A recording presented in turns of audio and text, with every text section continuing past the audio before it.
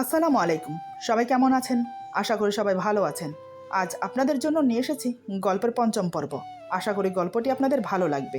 তাহলে চলুন শুরু করা যাক। সন্ধ্যার দিকে রান্নাঘরে নুডলস রান্না করছিলাম। তখন রিনি এসে বলে, আমার জন্য ব্ল্যাক কফি বানিয়ে দাও। আমি বললাম, নুডলস রান্না করা শেষ হলে তোমার জন্য ব্ল্যাক কফি বানিয়ে দেব। আমার কথাটা শুনে রিনি রেগে গিয়ে বলে, তোমার সাহস তো কম না, আমার মুখের উপর কথা বলো। সামান্য একটা কফি বানিয়ে দিলে কি এমন হয়ে যাবে? যেভাবে কথা বলছো মনে হচ্ছে দিমাগে পা মাটিতে পড়ছে না। বিয়ে তো করেছো একটা বিবাহিত পুরুষকে, তাও আবার 2 বাচ্চার বাবা। তবে আমি এটা ভেবে পাচ্ছি না তোমার মা বাবা এমন ছেলের কাছে কিভাবে বিয়ে দিল। আমার মনে হয় নিশ্চয়ই গরিব ঘরের মেয়ে তুমি, তাই এমন ছেলের কাছে তোমাকে বিয়ে দিয়েছে। বিবাহিত পুরুষকে বিয়ে করে যেভাবে কথা বলো, না জানি অবিবাহিত ছেলেকে বিয়ে করলে কি করতে। তখন তো মনে হয় পাখা গজাতো। দেখো, তোমার সাথে ফালতু কথা বলার সময় আমার নেই। নুডলস পরে রান্না করো, আগে আমার কাজ করো। কফিটা বানিয়ে আমার রুমে নিয়ে আসো। এদিকে আমি তো হতভ্রম হয়ে তাকিয়ে আছি ওর দিকে। বিষয়ে অবাক হতেও যেন ভুলে গেছি। মেয়েটি আমাকে এতগুলো কথা কেন বলল? কিসের ভিত্তিতে কথাগুলো বলেছে ও? আর আমি কেনই বা ওর কথার উত্তর দিতে পারছি না? ও হয়তো নিজেও জানে না কাকে ও কি বলছে। আসলে আমি কে? আমার পরিচয় কি? আমি কার মেয়ে? আর আমার স্বামীই বা কে? সেটা সময় হলেই টের পাবে। আমাকে এভাবে তাকিয়ে থাকতে দেখে রিনি আবার বলে, কি হলো, এমন ড্যাব ড্যাব করে তাকিয়ে আছো কেন? আমার কথা কি কানে যায়নি? এবার আমি বললাম, শোনো রিনি, তুমি যেমন এই বাড়ির বউ, তেমন আমিও এই বাড়ির বউ। আমি তোমার চাকরানি না যে যখন তখন এসে আমাকে হুকুম করবে। আমার কথা শুনে রিনি কিছু বলতে যাবে, এমন সময় শাশুড়ি মা এসে বলে, সামান্য কফিই তো চেয়েছে, তাতে এত আপত্তি করার কি আছে? মায়ের কথাটা শুনে আমি বেশ অবাক হলাম। আসলে কথাটা কেমন যেন লাগলো, কারণ মা অন্যায় কিছু মেনে নেয় না। মায়ের কথা শুনে রিনির মুখে হাসি ফুটে উঠল, কিন্তু সে হাসি চিরস্থায়ী হলো না। মা আবার বলে, ছোট বউ, তুমি নুডলস রান্না করো, আর ইভা তোমাকে কফি বানিয়ে দিচ্ছে। এবার বুঝতে পারলাম মা তখন ওই কথা কেন বলল। মায়ের কথা শুনে এবার আমার মুখে হাসি ফুটল, কিন্তু রিনির মুখ কালো হয়ে গেল। রিনি বলে, কি, আমি নুডলস রান্না করব? মা বলে, হ্যাঁ রান্না করবে, তাতে কি হয়েছে? শোনো ছোট বউ, 20 বছর বয়সে এই বাড়িতে বউ হয়ে এসেছি। বিয়ের 1 বছরের মাথায় ফাহিমের জন্ম হয়, তার 5 বছর পরে রিফাতের জন্ম হয়। বিয়ের 10 বছর পর্যন্ত আমার শাশুড়ি মাকে পাই। সেই 10 বছরের শাশুড়ি মাকে একদিনের জন্য বুঝে উঠতে পারিনি সে আমার শাশুড়ি মা ছিল নাকি আমার নিজের মা ছিল। আমি যেমন তাকে মায়ের জায়গায় রেখেছি, সেও আমাকে তেমন নিজের মেয়ের মতো ভালোবাসতো। কাজে ভুল হলে হেসে বলতো, পরের বার ঠিক হবে, আমি তোমাকে শিখিয়ে দেব। আর তুমি এই বাড়িতে বউ হয়ে প্রথম দিন এসেই আমার সাথে খারাপ ব্যবহার করা শুরু করেছো। হ্যাঁ, মেনে নিলাম তুমি বিদেশে থেকেছ, তাই বলি কি ভদ্রতা বলতে কিছু থাকবে না? শাশুড়ি মায়ের কথা শুনে খুব ভালো লাগলো। সে যেমন ভাগ্য করে শাশুড়ি পেয়েছে, তেমন আমিও ভাগ্য করে তার মতো মা পেয়েছি। রিনি মায়ের কথা শুনে বলে, মা, আপনাদের পুরনো দিনের কথা বলে এখন কি লাভ? আজকাল এরকম হয় না। আমি আর রিফাত ঠিক করেছি আমাদের সব কাজ শেষ করে বিদেশে চলে যাব। আর কখনো দেশে আসার প্রশ্নই আসে না। মা বলে, আচ্ছা বেশ, তবে আর কতদিন দেশে আছো? রিনি কিছু বলতে যাবে, তার আগেই রিফাত অনেকগুলো খাবারের প্যাকেট ডাইনিং টেবিলের উপর রাখতে রাখতে বলে, মা, খুব খিদে পেয়েছে, তাড়াতাড়ি খেতে দাও। মা বলে, দাঁড়া, এত তাড়াহুড়ো কিসের? ইভা, তুমি যাও তো, ফাহিমকে ডেকে নিয়ে আসো। আমি বললাম, হ্যাঁ মা, যাচ্ছি। মায়ের কথা মতো আমি ফাহিমকে ডাকতে রুমে চলে আসি। এসে দেখি 2 মেয়েকে বুকের উপর রেখে ফাহিম ঘুমোচ্ছে। আমি মাইশাকে কোলে নিতেই ফাহিম চোখ মেলে তাকিয়ে বলে, কি হলো এটা? আমার মেয়ের ঘুম ভেঙে গেল যে। আমি বললাম, সন্ধ্যাবেলা এখন কিসের ঘুম? হ্যাঁ, এখন উঠুন তো। ফাহিম বলে, সপ্তাহে 1 দিন আমার মেয়েদের সাথে সময় কাটাতে পারি, তুমি কি সেটাও হতে দেবে না? আমি বললাম, পরিবারের সবাইকেও সময় দিতে হয়, এবার চলুন তো, মা ডাকছে। ফাহিম বলে, কেন, আবার কি হয়েছে? আমি বললাম, আমি কি করে জানবো? ফাহিম বলে, হ্যাঁ তাও তো ঠিক, আচ্ছা চলো গিয়ে দেখি কি হয়েছে। এই বলে ফাহিম মাহিরাকে কোলে নিল, আর আমি মাইশাকে কোলে নিয়ে ডাইনিং রুমে গেলাম। মাইশাকে মায়ের কোলে দিয়ে সবার জন্য নুডলস আর রিনির জন্য কফি এনে টেবিলের উপর রাখলাম। রিনি কফি হাতে নিয়ে রুমের দিকে চলে যাচ্ছে দেখে মা বলে, আমার কথা শুনে তারপর যেখানে খুশি সেখানে যাও। মায়ের কথা শুনে রিনি দাঁড়িয়ে গেল। রিফাত বলে, ভাইয়া তো এসেছে, এখন বলো তোমার কি কথা আছে? মা বলে, হ্যাঁ বলছি। এই বলে মা কিছুক্ষণ চুপ করে রইল। তারপর জোরে একটা নিঃশ্বাস ফেলে বলে, তোরা দেশে কতদিন থাকবি আমাকে বল, কারণ সেই অনুযায়ী আমাকে কাগজপত্র তৈরি করতে হবে। ফাহিম বলে, ওরা কতদিন থাকবে সেটা জেনে কিসে কাগজপত্র তৈরি করবে? দেখো মা, আমাদের ভাইদের মধ্যে কোনো ভাগ হোক সেটা আমি চাই না। মা বলে, তুই চুপ কর, আমার সিদ্ধান্ত জানানোর জন্য তোকে ডেকেছি, তোর মতামত জানার জন্য না। রিনি বলে, মা তো ভালো কথা বলেছে। আমাদের ভাগে যতটা সম্পত্তি পাবো সেগুলো বিক্রি করে বিদেশে যেতে পারলে খুব ভালো হবে। আমরাও সুখে শান্তিতে সংসার করতে পারবো। রিনির কথা শুনে মা রেগে যায়। মা গম্ভীর সুরে বলে, আমি তো একবারও বলিনি যে আমি সম্পত্তি ভাগ করে দেব।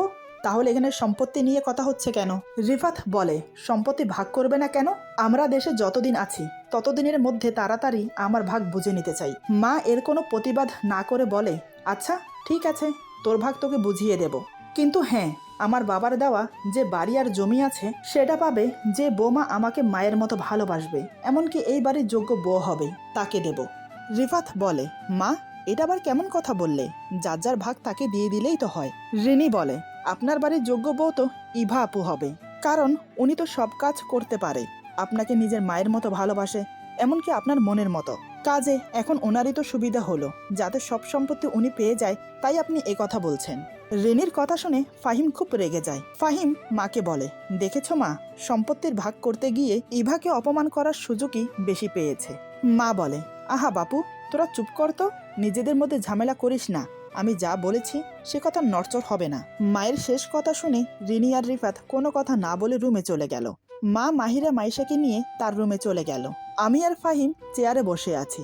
আমি মনে মনে ভাবছি, এই সংসারে কয়েকদিনে এসে পুরো সংসারের দায়িত্ব নেওয়া বা সম্পত্তি ভাগ হওয়া এসব আমি চাইনি। আবার মায়ের কাছে এক ছেলের বউ ভালো হয়ে থাকবে, আরেক ছেলের বউ খারাপ হয়ে থাকবে, এই ব্যাপারটা একদম ভালো লাগছে না। আমাদের পরিবারের সাথে কিছুদিন ঋণী থাকলে আমার মনে হয় ও সবার সাথে মানিয়ে নিতে পারবে। ওকে কিছু দিনের সময় দেওয়া উচিত। চিন্তা ভঙ্গ হলো ফাহিমের কথা শুনে। ফাহিম বলে, এই এত কি ভাবছো? এতক্ষণ আমি ভাবনার জগতে হারিয়ে গিয়েছিলাম। ফাহিমের কথায় হুঁশ ফিরে। আমি বললাম, কই না, কিছু না তো। ফাহিম বলে, কতদিন হলো ছাদে গিয়ে চাঁদের আলো উপভোগ করি না, তুমি যাবে আমার সাথে? আমি বললাম, যাব। আপনি একটু বসুন, আমি 2 কাপ কফি বানিয়ে নিয়ে আসছি। এই বলে আমি রান্নাঘরে গিয়ে 2 কাপ কফি বানিয়ে ছাদে চলে এলাম। দুজন ছাদের রেলিং ধরে পাশাপাশি দাঁড়িয়ে দুজন কফি খাচ্ছি। ছাদে ফুরফুরে বাতাস, চাঁদের আলো খুব ভালো লাগছে। চাঁদের আলোয় চারিদিক কানায় কানায় ভরে গেছে। খুবই মনোরম পরিবেশ, আমার কাছে খুব ভালো লাগছে। তবে আরো ভালো লাগতো যদি ফাহিমের কাঁধে মাথা রেখে চাঁদের আলো উপভোগ করতে পারতাম, কিন্তু সেটা কোনোদিনও হবার না। বহুদিন পরে সুন্দর একটা প্রকৃতির মাঝে আছি। সারাদিনের সংসারের কাজে ভুলে যাই যে আমার আলাদা করে ভালো লাগার কথার। এদিকে দুজনেই নীরবে দাঁড়িয়েছিলাম। হঠাৎ নীরবতা ভেঙে ফাহিম বলে, জানো, ছাদে আসতে ঈশা খুব ভালোবাসতো, তবে আমার কিন্তু ছাদে আসতে একটু ভালো লাগতো না। কিন্তু ঈশা জোর করে নিয়ে আসতো। তারপর আর কি, ওকে সঙ্গ দিতে দিতে আমারও অভ্যাসে পরিণত হয়েছে ছাদে আসা। এই ছাদে দুজন পাশাপাশি বসে ঘন্টার পর ঘন্টা সময় কাটিয়েছি। কত স্মৃতি জুড়ে আছে এই ছাদ নিয়ে, কত কত রোমান্টিক মুহূর্ত কাটিয়েছি ওকে নিয়ে। কিন্তু ও কি করলো, আমাকে ছেড়ে চলে গেল। এই সব কথা মনে হলে কষ্টে বুকের ভেতরটা ভরে ওঠে। উনি একটানা কথা বলে যাচ্ছে, কিন্তু আমি কোনো কথা না বলে চুপচাপ শুনে যাচ্ছি। আমাকে চুপচাপ দেখে ফাহিম বলে, এই কি ব্যাপার বলো তো? সেই কখন থেকে আমি একা একা বকবক করে যাচ্ছি, কিন্তু তুমি কিছু বলছো না যে? আমি বললাম, কি বলবো আমি? ফাহিম বলে, কেন, তোমার কি কিছু বলার নেই? আমি একটা জোরে নিঃশ্বাস ফেলে বললাম, সত্যি বলতে এই ছাদে আসা নিয়ে আমার তেমন কোনো রোমান্টিক মুহূর্ত নেই, যেমন আপনার আছে। তবে হ্যাঁ, আমিও ছাদে আসতে খুব ভালোবাসি, আমার ভালো লাগে। যতবার ছাদে এসেছি বলতে গেলে আমি একাই এসেছি, তাই আমার ছাদ নিয়ে কোনো রোমান্টিক মুহূর্ত থাকার কথা না। তবে এই প্রথম আপনার সাথে এসেছি।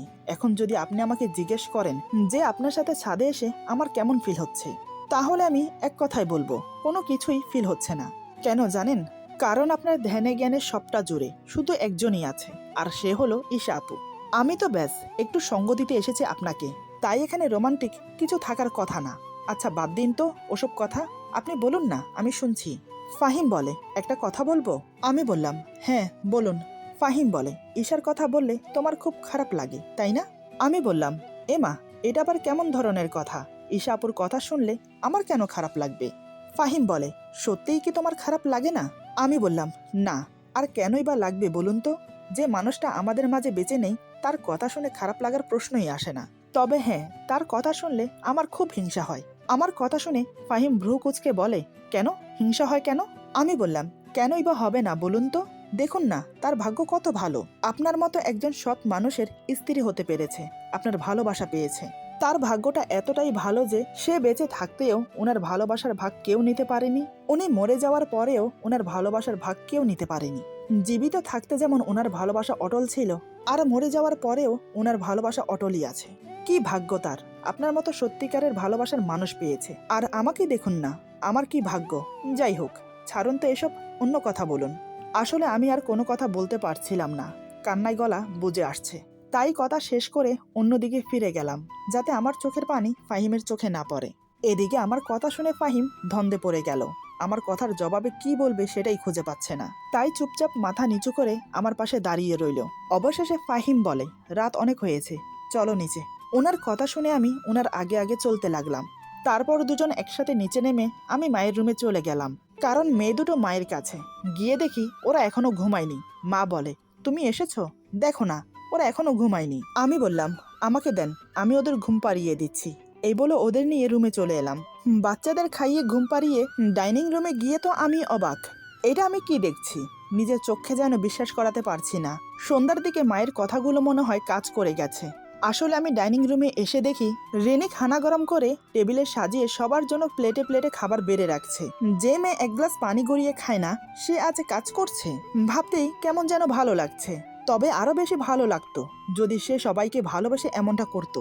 কিন্তু সে যা করছে সম্পত্তির লোভে করছে, কাউকে ভালোবেসে নয়। যাই হোক, আমি একে একে সবাইকে ডেকে নিয়ে আসলাম খাওয়ার জন্য। তারপর সবাই একসাথে খেতে বসলাম। আজ আমি না, রিনি সবাইকে খাবার বেড়ে দিচ্ছে। এক সময় সবাই খাওয়া দাওয়া শেষ করে যে যার রুমে চলে গেল। রিনি সবকিছু পরিষ্কার করে রুমে চলে গেল। আমাকে কোনো কাজ করতেই দিল না, তাই আমি বাচ্চাদের জন্য দুধ গরম করে ফিটারে ভরে রুমে চলে গেলাম। এরপর টাওয়াল দিয়ে ফিটারগুলোকে পেঁচিয়ে মাথার কাছে রেখে শুয়ে পড়লাম। এদিকে ফাহিম রুমে এসেই ঘুমিয়ে পড়েছে। নানান কথা ভাবতে ভাবতে একসময় আমিও ঘুমিয়ে পড়লাম। এরপর ভোর 5টা বাজে ঘুম থেকে উঠেছি। তারপর ফ্রেশ হয়ে অজু করে ফজরের নামাজ আদায় করলাম। নামাজ শেষ করে উঠে একটু ঘুমানোর চেষ্টা করলাম, কিন্তু ঘুম হলো না। তাই বিছানা ছেড়ে উঠে ড্রয়িং রুমে চলে গেলাম। তখন সকাল 6টা বাজে। হঠাৎ আমার নজরে এলো ড্রয়িং রুমের বারান্দায় দাঁড়িয়ে রিনি কার সাথে যেন ফোনে কথা বলছে। ব্যাপারটা দেখে খুব অবাকই হলাম, কারণ ও এমন ভাবে কথা বলছে যাতে কেউ না দেখে না শোনে, আর কেমন যেন বিচলিতভাবে এদিক ওদিক তাকাচ্ছে। আমার কাছে কেমন যেন সন্দেহ হলো, আবার কৌতূহলও হচ্ছে শোনার জন্য। তাই আমি ধীরে ধীরে এমন ভাবে ওর পিছনে গিয়ে দাঁড়ালাম যাতে ও টের না পায়। ওর কথা শুনে এটা বুঝলাম ও বাইরে খাবার অর্ডার করছে। আমার প্রশ্ন হলো, কিন্তু কেন? সত্যিই কি রিনি রান্না করতে পারে না? যদি না পারে তাহলে আমাকে বলতো, আমি সবটা করে দিতাম। মনে মনে এসব ভাবছি। এদিকে রিনি কথা শেষ করে ফোন কেটে পেছন ঘুরে তাকাতেই আমাকে দেখে চমকে ওঠে। আসলে ও সত্যিই টের পায়নি আমি ওর পেছনে দাঁড়িয়ে আছি। রিনি মনে মনে বলে, ইভাপু কিছু শুনে ফেলেনি তো? যদি শুনে ফেলে তাহলে তো সর্বনাশ। ভাবনা থেকে বেরিয়ে রিনি আমতা আমতা করে বলে, ইভাপু, তুমি এখানে? আমি বললাম, আমি কেন এখানে সেটা না হয় পরে বলছি, তার আগে তুমি বলো, তুমি এখানে দাঁড়িয়ে কার সাথে ফোনে কথা বলছো? আমার কথা শুনে রিনি ঘাবড়ে যায়। রিনি বলে, কই, কারো সাথে না তো। আমি বললাম, লুকিয়ে লাভ নেই, আমি সব শুনেছি। রিনি বলে, তেমন কিছু না, ওই আর কি। আমি বললাম, দেখো রিনি, তুমি যে সকালের ব্রেকফাস্ট অর্ডার করেছো সেটা আমি খুব ভালো করেই জানি, কিন্তু কেন? তুমি যদি রান্না করতে না পারো তাহলে আমাকে বলতে, আমি রান্না করে দিতাম। কেন শুধু শুধু বাইরে থেকে খাবার অর্ডার করতে গেলে? একটা কথা কি জানো, শ্বশুর বাড়িতে কেউ কিছু শিখে আসতে হয় না, শ্বশুর বাড়িতে এসেও সবকিছু শেখা যায়। এই যে তুমি আমাকে দেখছো, আমিও তো তোমার মতোই ছিলাম, কিছুই জানতাম না, কিন্তু শ্বশুর বাড়িতে এসে সবকিছু শিখে নিয়েছি। আমার মনে হয় তুমিও যদি চেষ্টা করো তাহলে পারবে। আরেকটা কথা, এই বাড়ির মানুষগুলো কিন্তু অনেক ভালো, বিশেষ করে আমার শাশুড়ি মা। উনি একটু রাগী হলেও মনের দিক দিয়ে অনেক ভালো। আর হ্যাঁ, এই বাড়ির মানুষগুলোর জন্য যা করবে ভালোবেসে মন থেকে করবে, তাহলে দেখবে সবাই তোমাকে কিভাবে আপন করে নেয়। এই বলে আমি রুমে চলে এলাম। ফাহিম তখনও ঘুমোচ্ছে, আজ অফিস ছুটি, তাই আমিও ডাকলাম না। 8:30টার দিকে একে একে সবাই ডাইনিং টেবিলে জড়ো হলো। রিনি সবাইকে নাস্তা বেড়ে দিচ্ছে। কেউ কোনো কথা না বলে চুপচাপ খেয়ে নিল। খেয়ে দিয়ে যে যার রুমে চলে গেল। আমি আর রিনি সব পরিষ্কার করে দুপুরের রান্নার আয়োজন করতে লাগলাম। রিনিও আমার হাতে হাতে কাজ করে দিচ্ছে। একসময় দুপুরের খাবার রেডি হয়ে গেল। ফাহিম আর রিফাত মসজিদ থেকে জোহরের নামাজ পড়ে এসে খাবার টেবিলে হাজির হলো। মা মাহিরা আর মাইশাকে ঘুম পাড়িয়ে খাবার টেবিলে আসে। আমি আর রিনি ফ্রেশ হয়ে এসে সবাইকে খাবার বেড়ে দিয়ে আমরা দুজনে বসে পড়লাম খেতে। খাওয়া দাওয়া শেষ করে যে যার রুমে চলে গেল রেস্ট করতে। আমি মনে মনে ভেবে নিলাম রিনি মনে হয় নিজেকে পরিবর্তন করতে চেষ্টা করছে, কিন্তু আমার ধারণা সম্পূর্ণ ভুল ছিল। বিকেলের দিকে সবার জন্য নাস্তা বানিয়ে ড্রয়িং রুমের টি টেবিলের উপর সাজিয়ে রেখেছি। আসলে এই সময়টা সবাই নাস্তা খেতে খেতে টিভি দেখবে আর এনজয় করবে। একে একে সবাই নাস্তা খেতে ড্রয়িং রুমে হাজির হলো। সেই ফাঁকে আমি রান্নাঘর পরিষ্কার করে চলে এলাম। সবাই একসাথে বসে নাস্তা করছে আর গল্প করছে, সাথে আমি আর রিনিও ছিলাম। আমি সবে মাত্র নাস্তার প্লেট হাতে নিয়ে একটি পাকোড়া মুখে দিতে যাব, তখনই রিনি বলে, এই ইভা আপু, আমার জন্য 1 কাপ ব্ল্যাক কফি বানিয়ে নিয়ে আসো তো। আমার খুব মাথা ধরেছে। ওর কথা শুনে আমি বেশ অবাক হলাম, কারণ ও আমাকে আবদারের সুরে নয়, হুকুমের সুরে কথা বলছে, যেন আমি ওর চাকরানি, তাই আমাকে হুকুম করছে। এদিকে মা রিনির কথা শুনে বেজায় রেগে যায়। মা গম্ভীর সুরে বলে, ছোট বউ, তোমার কফি তুমি গিয়ে বানিয়ে নিয়ে আসো, যখন তখন যাকে তাকে হুকুম করবে না। তুমি যেমন এই বাড়ির বউ, তেমনি ইভাও এই বাড়ির বউ। মায়ের কথা শুনে রিনি বেশ রেগে যায়। সে কারো তোয়াক্কা না করে চেঁচিয়ে বলে, কেন? 1 কাপ কফি বানিয়ে দিলে কি এমন ক্ষতি হয়ে যাবে? 1 কাপ কফি বানাতে নিশ্চয়ই হাত খসে পড়ে যাবে না? যাকে যে কাজে মানায় তাকে সে কাজ করতে দিন না মা। কেন সবসময় যে কোনো কথায় আপনি প্রতিবাদ করেন? আরেকটা কথা, যারা তার সাথে আমার তুলনা করবেন না। আমাকে দেখুন আর ওনাকে দেখুন, আসমান জমিন পার্থক্য। একটা গরিব ঘরের মেয়ে কিভাবে আমার সমান হতে পারে বলুন তো? পোশাক আশাকেও তো কাজের মেয়েদের মতোই লাগে। রিনি আরো কিছু বলতে যাবে, তার আগেই মা চেঁচিয়ে বলে, মুখ সামলে কথা বলো রিনি। তোমার স্পর্ধা দেখে আমি অবাক হচ্ছি। কেউ ঘরের কাজ করলে সে কাজের লোক হয়ে যায় না, নর্মাল পোশাক পরলেও সে গরিব ঘরের মেয়ে হয়ে যায় না। রিনি বলে, মা, এখানে আমি মিথ্যে কিছু বলিনি, যা সত্য তাই বলেছি। উনি তো করেছেন বিবাহিত পুরুষকে বিয়ে, তার উপর 2 বাচ্চার বাবা। আচ্ছা, আপনি বলুন তো, কোনো ধনী পরিবারের মেয়েকে এমন ছেলের সাথে বিয়ে দেবে? বা কোনো ভালো পরিবারের মেয়ে এমন ছেলের কাছে বিয়ে বসবে? আর যাই হয়ে যাক, আমি তো এমন ছেলেকে কখনোই বিয়ে করব না। আর এমনিতেও আপনারা আমাকে না বললেও আমি সব বুঝতে পারি। বড় ভাইয়া যে এখনো ইভা আপুকে স্ত্রী হিসেবে মেনে নেয়নি, সেটা আসলে ওনাকে তো বিয়ে করেছে শুধু বাচ্চাদের দেখভাল করার জন্য আর ঘরের সমস্ত কাজ করার জন্য। তাহলে শুধু শুধু আপনি কেন এমন করছেন? রিফাত রিনির কথা শুনেও কিছু বলছে না, চুপচাপ নাস্তা করে যাচ্ছে। এদিকে ফাহিম চোখ ছোট ছোট করে রিনির দিকে তাকিয়ে আছে। রিনির ব্যবহারে উনি খুব কষ্ট পেয়েছে। ভেবেছিল ছোট ভাই তার বউকে কিছু বলবে, কিন্তু না, রিফাত কিছু বলল না। এতক্ষণ আমি চুপচাপ বসে হজম করেছিলাম ওর কথাগুলো।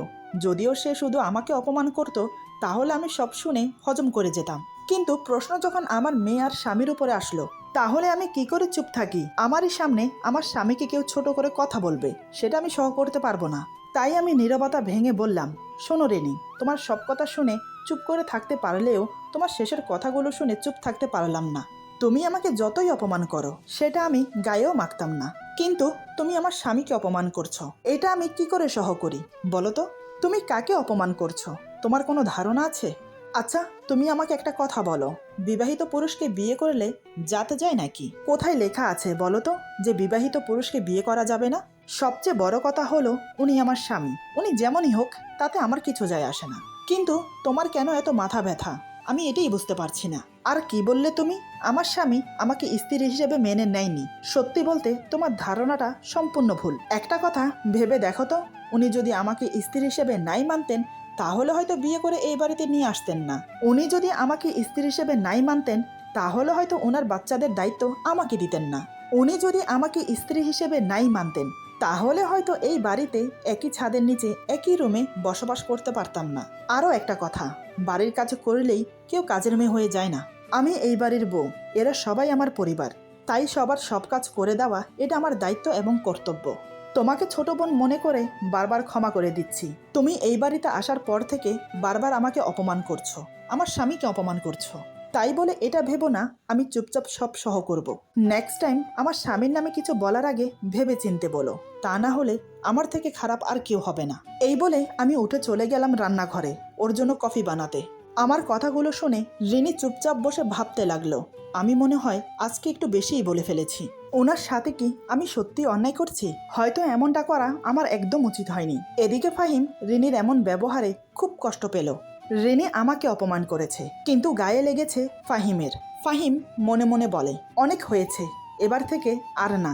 এখন দেখা যাচ্ছে যা করার আমাকেই করতে হবে।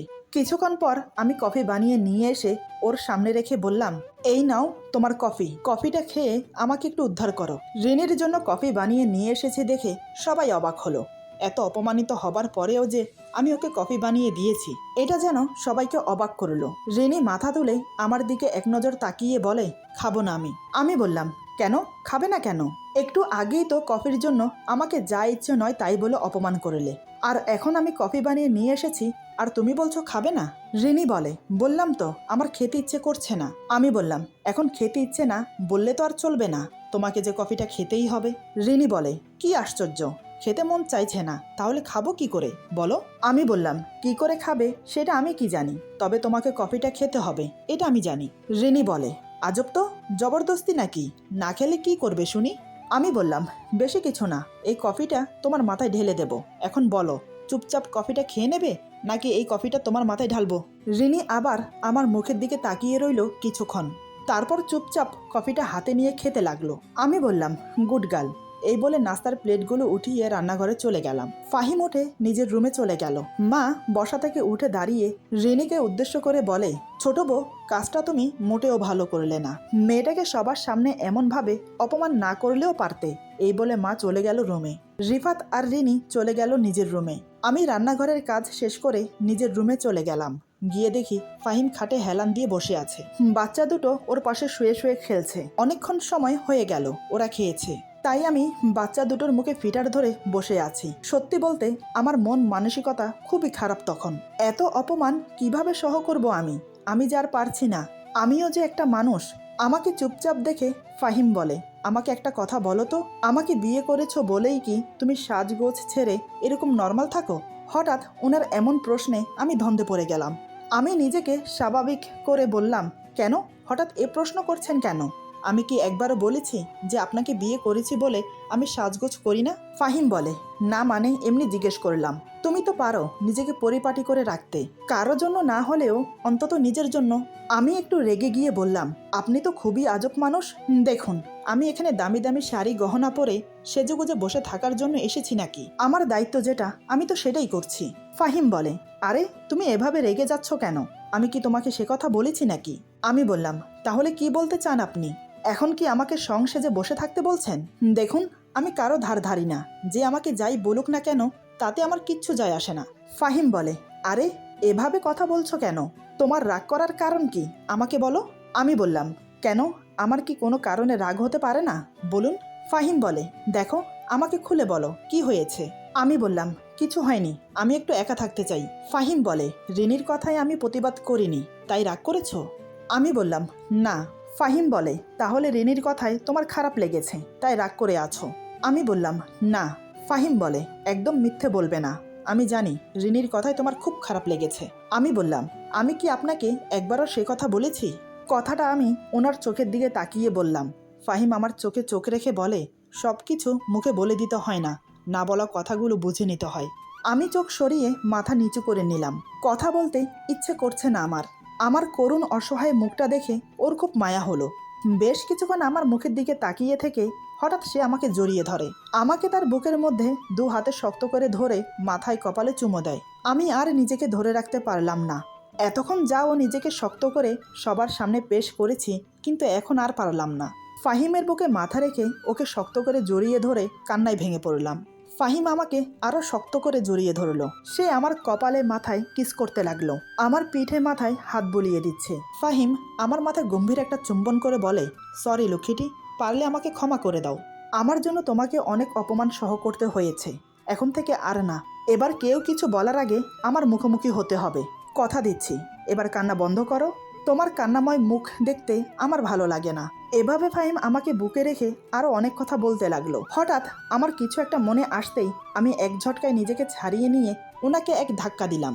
আমার ধাক্কা খেয়ে কিছুটা ছিটকে পড়ে ফাহিম। হঠাৎ আমার এমন আচরণে উনি অবাক হয়ে যায়। আমি রাগান্বিত মুখ নিয়ে চোখের পানি মুছতে মুছতে ওনাকে যা বললাম সেগুলো শুনে উনি রেগে মেগে আগুন হয়ে যায়। আমি ওনার সাথে এমন আচরণ করব উনি ভাবতেও পারেনি। এরপর যা হলো, আজকের গল্প এখানে সমাপ্ত। গল্পের বাকি অংশ পেয়ে যাবেন আগামী পর্বে। সবাই ভালো থাকবেন, সুস্থ থাকবেন, আল্লাহ হাফেজ।